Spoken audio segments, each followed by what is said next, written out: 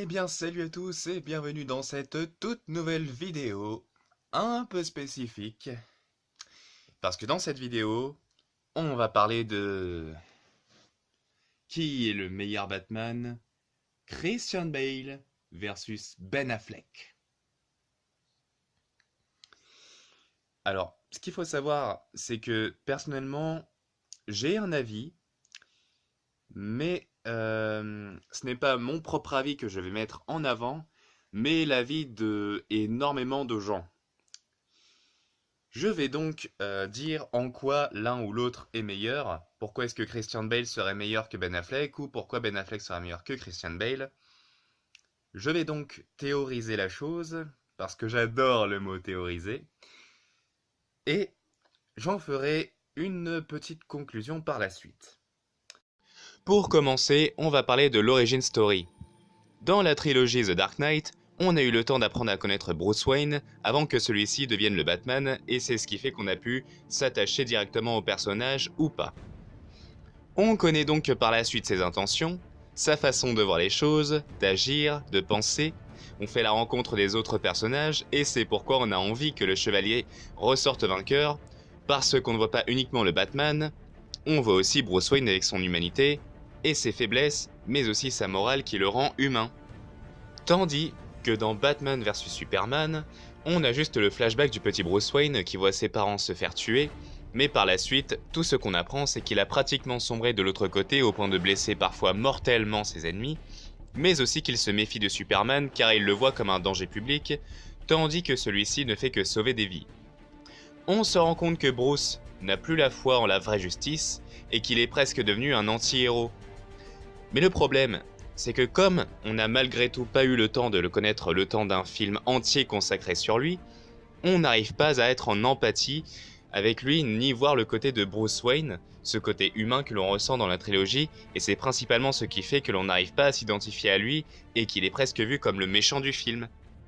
Mais ceci dit, c'est peut-être la version qui se rapproche le plus des comics, tant pour le costume, l'attitude, les bad gadgets, la façon dont il se bat, et il pourrait presque faire penser à la version Flashpoint dans sa brutalité.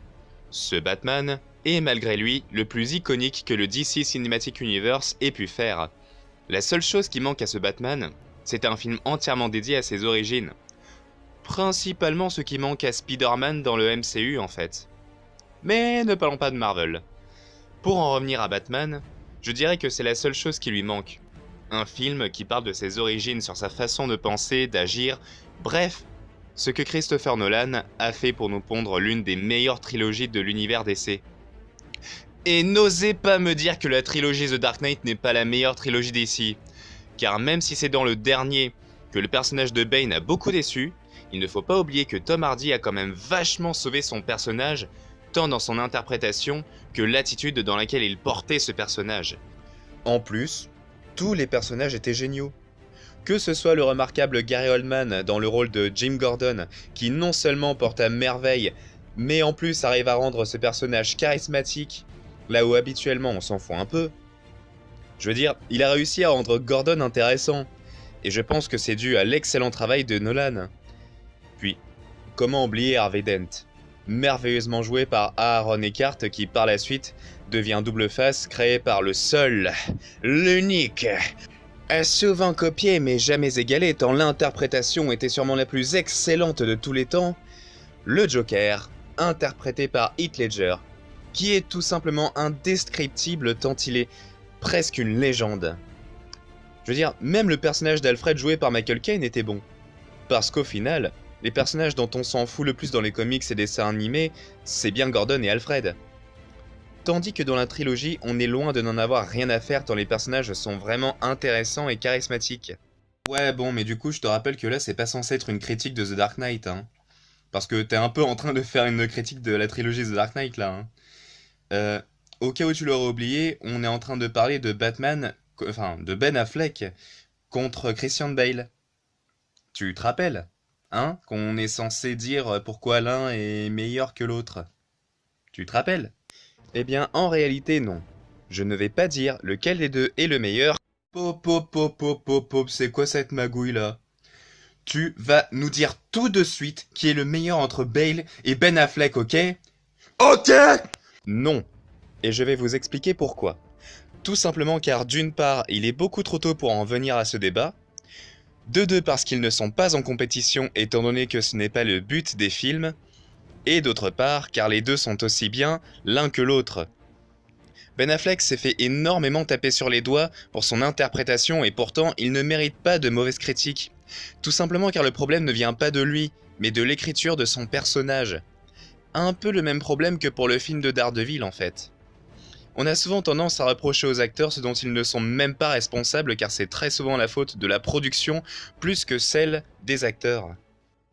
Mais alors à quoi il sert le titre ? Le titre de cette vidéo était en fait une fausse piste et c'était volontaire, car ce qu'il faut que vous compreniez, c'est que les acteurs, même s'ils sont en compétition pour décrocher les rôles, ils ne le sont pas lorsqu'ils ont joué un même personnage.